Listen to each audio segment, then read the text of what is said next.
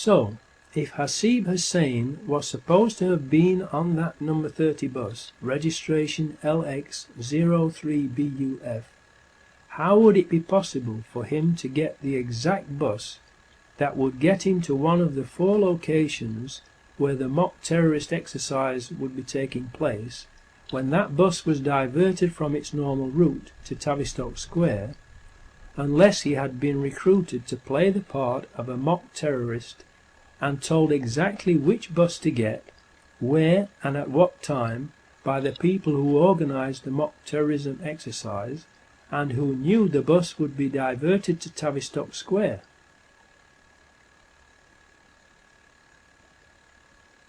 The odds against that happening by coincidence are unbelievable, and thus it is not possible that it was a coincidence.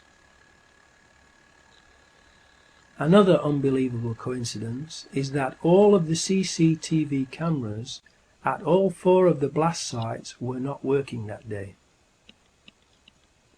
The 4 CCTV cameras on the number 30 bus were, just like the Israeli Variant Systems ones on the Underground, not working, and there are no reliable witnesses who can place Hasib Hussain on the number 30 bus. Richard Jones is an unreliable witness whose physical descriptions of the man he says was the suicide bomber does not fit with Hasib Hussain's appearance or what he was wearing that day. So there is no proof that Hasib Hussain was either on that bus or blew it up.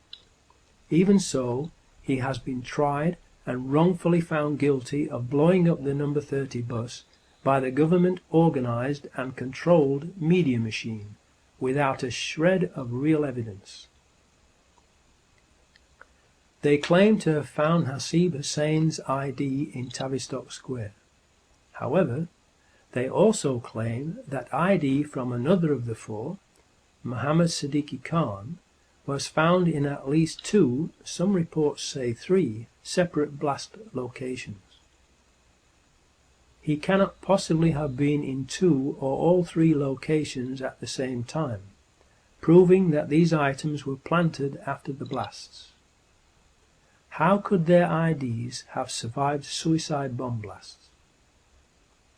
Millions of people are aware of the magic fireproof Mohammed Atta passport that was planted at the World Trade Center on 9/11.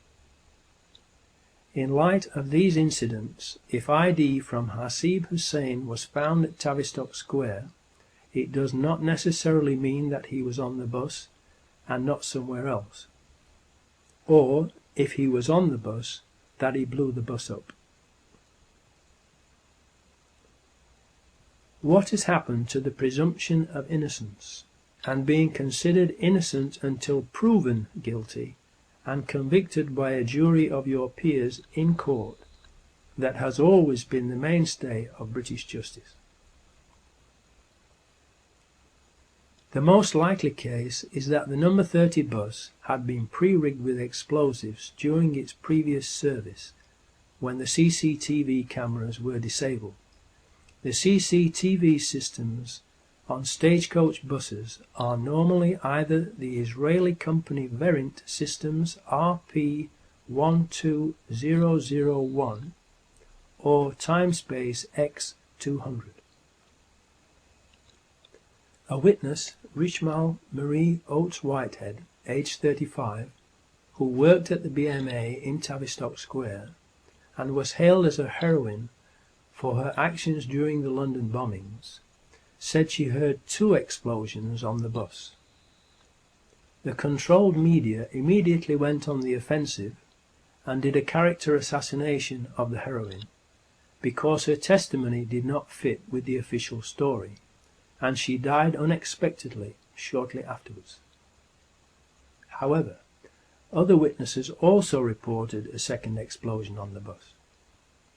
Richmal's and other witnesses' testimonies would account for pre-planted explosives and a bomb being planted later on 7/7/2005.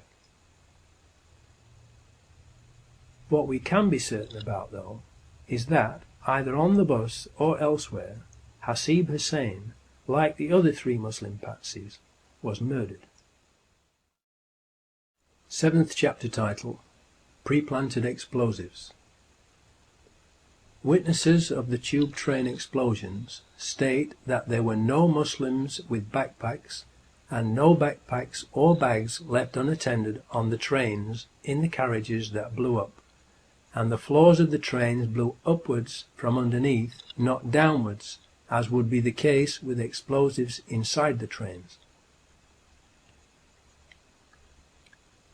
Explosives under the train floors, powerful enough to rupture the carriage floors and bend them upwards, would also lift the carriages up off the rails and derail them, as did happen.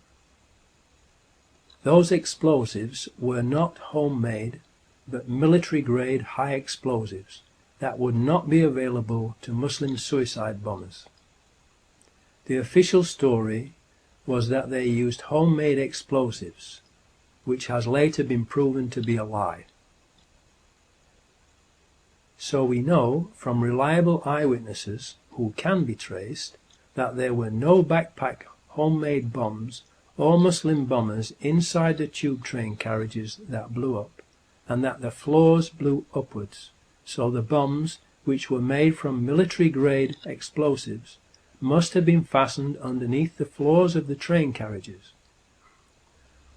Only people having access to the tube trains during the times that the trains were not running would be able to plant those bombs under the train floors.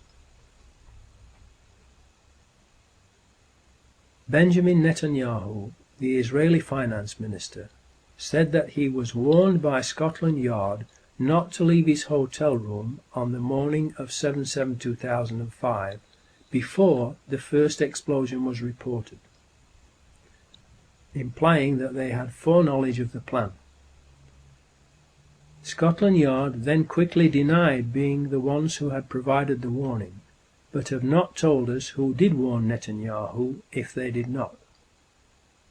Why was Benjamin Netanyahu warned, but not the British people who pay their wages and whom they are paid to protect? Was it because it would have spoiled their evil plan to murder British people, to change the nation's mind about British troops fighting in the Middle East? 2 weeks later, the head of the Israeli Mossad, General Meir Dagan, said that he had warned Benjamin Netanyahu at 08:40 a.m. on 7/7/2005, 10 minutes before the first blast occurred. How did he know what was going to happen in London if Scotland Yard did not warn him? Did he wait to warn Benjamin Netanyahu until it was too late to warn the British people, so as not to spoil their evil plan?